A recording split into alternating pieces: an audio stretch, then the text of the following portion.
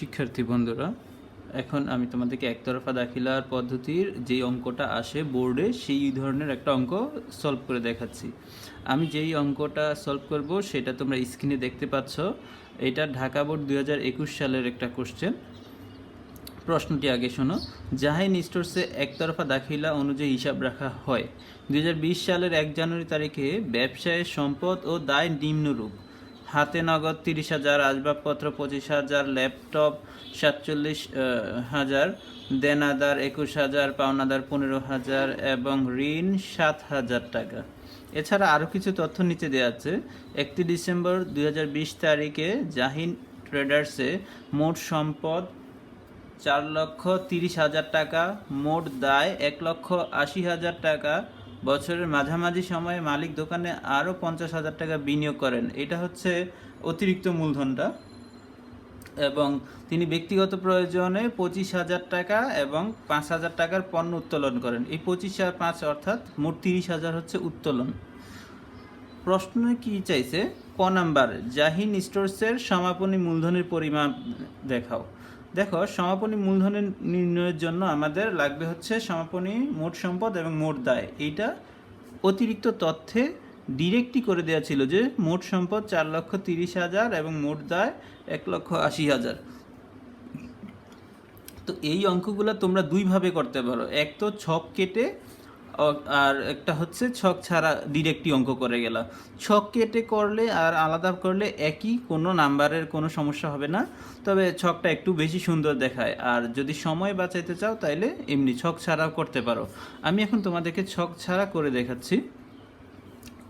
তাহলে আমাদের ক নাম্বার রিকোয়ারমেন্ট হচ্ছে জাহিন স্টোরসের সমাপনী মূলধনের পরিমাণ। জাহিন স্টোরসের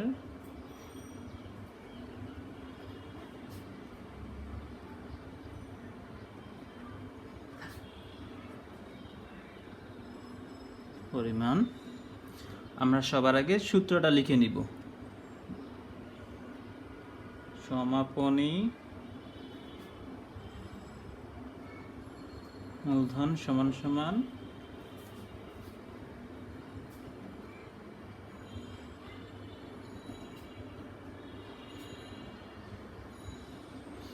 সমাপনী মোট সম্পদ বিয়োগ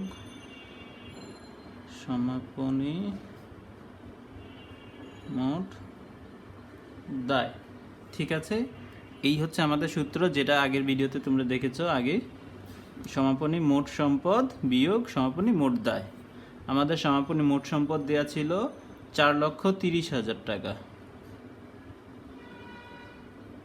তাহলে মোট সম্পদ দেওয়া ছিল 1,80,000 টাকা। তো আমরা যদি এটা থেকে এটা বিয়োগ দেই, সিম্পলি আমরা উত্তরটা পেয়ে যাচ্ছি 2,50,000 টাকা। বাস এতটুকুই। এর জন্য তোমরা 2 নাম্বার পেয়ে যাবা। জাস্ট এখানে উত্তরটা লিখে দিবা। উত্তর সমাপনী মূলধন এরপর 2.5 লক্ষ টাকা, যে সমাপনী মূলধন 2,50,000 টাকা। শেষ। এর জন্যই তোমাদের 2 মার্কস হয়ে যাবে। এবারে আসা যাক খ। রিকোয়ারমেন্ট 2 খয়ে কি চাইছে? জাহিন স্টোরসের প্রারম্ভিক মূলধনের পরিমাণ। এইখানে কখনো কখনো প্রারম্ভিক মূলধনের এই তথ্যগুলো দিয়ে সরাসরি প্রারম্ভিক মূলধনটা নির্ণয় করতে বলে, ওই ক্ষেত্রে ওইটা কয়ে দিয়ে দেয়। অর্থাৎ যেটা ছোট কাজ, অল্প কাজ, সেটা কয়ে দিবে, যেটা একটু বেশি কাজ সেটা ক্ষয়ে দিবে। এখন আমরা খ নাম্বার করতেছি।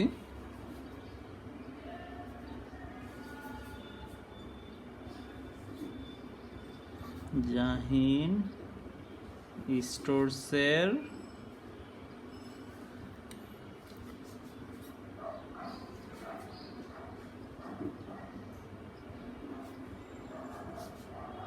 প্রারম্ভিক মূলধন নির্ণয় পরিমাপ যা লেখো। হ্যাঁ, এই অঙ্কটাই কিন্তু তোমার প্রারম্ভিক মোট সম্পদ এবং প্রারম্ভিক মোট দায় বের করে দেওয়া নাই, তো আমরা বের করে নিব। আমরা সবার আগে সব সময় সূত্র লিখব। তাহলে প্রারম্ভিক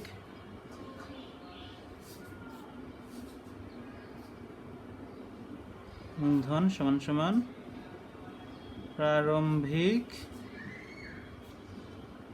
মোট সম্পদ বিয়োগ প্রারম্ভিক মোট দায়। তো প্রারম্ভিক মোট দায় এবং সম্পদ তো বের করে দেওয়া ছিল না, আমরা আগে সম্পদগুলো লিখে নিব, তারপরে দায়গুলো লিখে নিব, তারপরে বিয়োগ করে দিব। প্রারম্ভিক সম্পদ কি ছিল তোমরা কোশ্চেনে দেখো, প্রথমে ছিল হাতে নগদ, আমি এখান থেকে শুরু করলাম জায়গার জন্য। হাতে নগদ ছিল হচ্ছে আসবাবপত্র,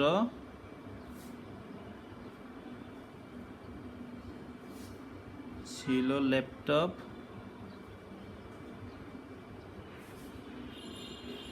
এবং দেনাদার। এইগুলো আমরা আগে যোগ করে নিব, এইখান থেকে বিয়োগ করে দিব হচ্ছে প্রারম্ভিক যে দায়গুলো ছিল। প্রারম্ভিক দায় কোশ্চেনে দেখো পাওনাদার এবং ঋণ।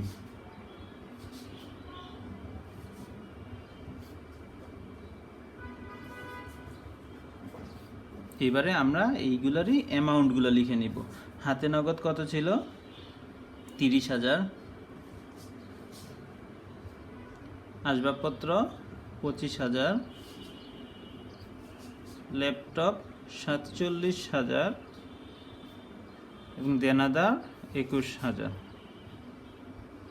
ঠিক আছে, বিয়োগ আমাদের পাওনাদার 15,000 এবং ঋণ 7,000।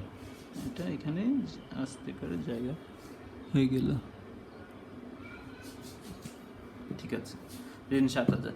তো এই লাইনে আমাদের যোগ করলে এইটা 30,000 আর 25,000 47,000 21,000 যোগ করলে আসে 1,01,000 সরি 1,30,000 25,000 47,000 21,000 যোগ করলে আসে 1,30,000। আর 15,000 আর 7,000 যোগ করলে 22,000। ফাইনালি আমরা যখন বিয়োগ করি 1,01,000। এইটাই হচ্ছে আমাদের প্রারম্ভিক মূলধন। হ্যাঁ, এখানে তোমরা আবার এটার উত্তরটা লিখে দিবা। উত্তর প্রারম্ভিক মূলধন 1,01,000 টাকা।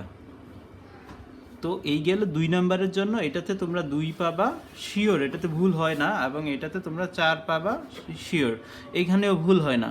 বাকি আমরা এই যে সমাপনী মূলধন এবং প্রারম্ভিক মূলধন, এইটা দিয়ে আমরা একটা লাভ ক্ষতি হিসাব তৈরি করব, যেটা কিনা আমরা এই অঙ্কের মূল কাজটা।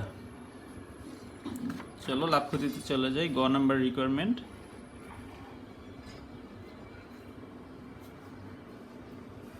বছর শেষে যা ইন্টারেস্টের লাভ ক্ষতি নির্ণয়।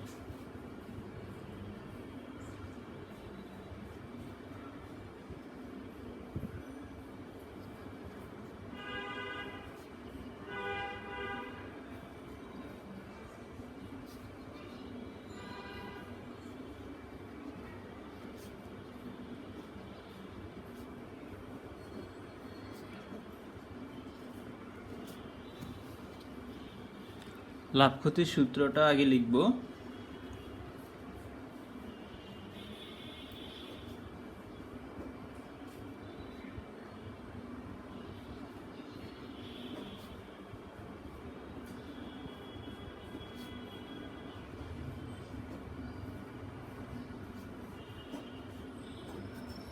বিয়োগ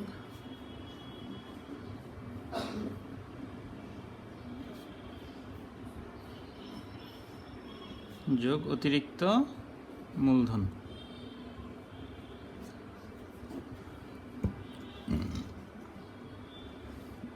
এখানে একটা বিষয় হচ্ছে সমাপনী মূলধন যেটা আমরা আগে পেয়েছি এবং প্রারম্ভিক মূলধন যেটা আগে পেয়েছি, আর উত্তোলন এবং অতিরিক্ত মূলধনটা কোশ্চেনে দেয়া থাকবে। ঠিক আছে, তাহলে আমরা এখানে লিখে নিব সমাপনী মূলধন আগে পেয়েছিলাম, এখানে একটু লিখে নিব সমাপনী মূলধন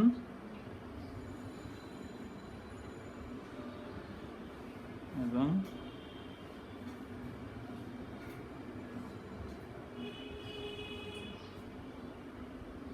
প্রারম্ভিক মূলধন সমাপনী মূলধন ছিল 2,50,000 টাকা। 2 লক্ষ, এখানে জায়গা হবে না, 2,50,000 টাকা ক হতে প্রাপ্ত, এটা হচ্ছে ক হতে। এবং প্রারম্ভিক মূলধন 1,01,000 টাকা, এটা খ হতে প্রাপ্ত। হ্যাঁ, ক হতে প্রাপ্ত এবং খ হতে প্রাপ্ত, হতে প্রাপ্ত লিখে নিতে হবে। প্রাপ্ত, খ হতে প্রাপ্ত।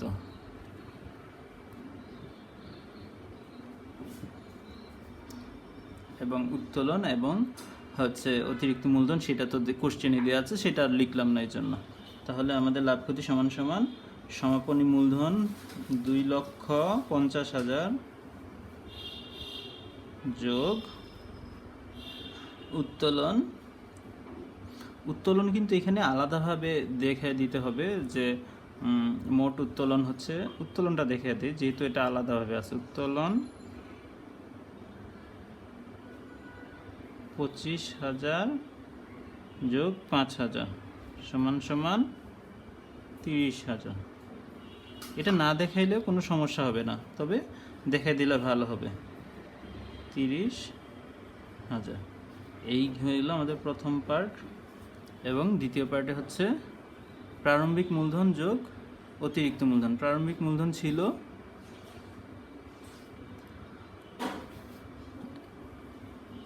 1,01,000, অতিরিক্ত মূলধন ছিল 50,000। তাহলে আমাদের এখানে আসে 2,80,000 বিয়োগ 1,51,000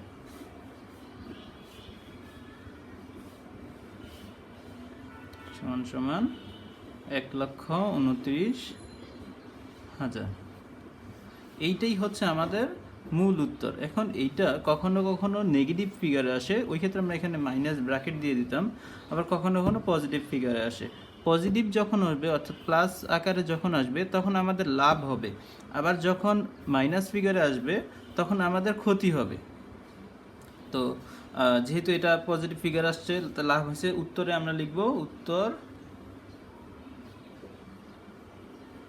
নিট লাভ 1,29,000 টাকা। ঠিক আছে, তো জাস্ট এইটুকু অঙ্ক এখানে আরেকটু পরিষ্কার করে করার চেষ্টা করবে তোমরা। এইটুকু অঙ্ক করলেই তোমাদের এইখানে 4 এসে যাবে। তাহলে আগে আমাদের ছিল ক খয়ে 2, 4 এবং এইটা হচ্ছে 4। মোট এখানে এই 10 নাম্বার একদমই শিওর থাকে। এই 10 নাম্বার একদম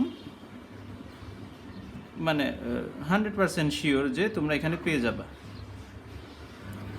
তো এই অঙ্কটা এই জন্য ভালোভাবে প্র্যাকটিস করতে হবে তোমাদের, এবং এটা প্র্যাকটিস করা একদমই সহজ হবে যেহেতু সূত্রগুলো একবার দেখলেই মনে থাকে। তো ঠিক আছে বন্ধুরা, এই অধ্যায় থেকে আমি ছোট আরও একটা ভিডিও আসতে পারে, অথবা আমরা পরবর্তী অধ্যায়ে চলে যাব। তবে সাধারণত এই অধ্যায় থেকে এই একটা অঙ্ক থাকেই, সাথে আরও একটু অঙ্ক থাকতে পারে, সেটা বোনাস হিসেবে পাইলাম। ধন্যবাদ।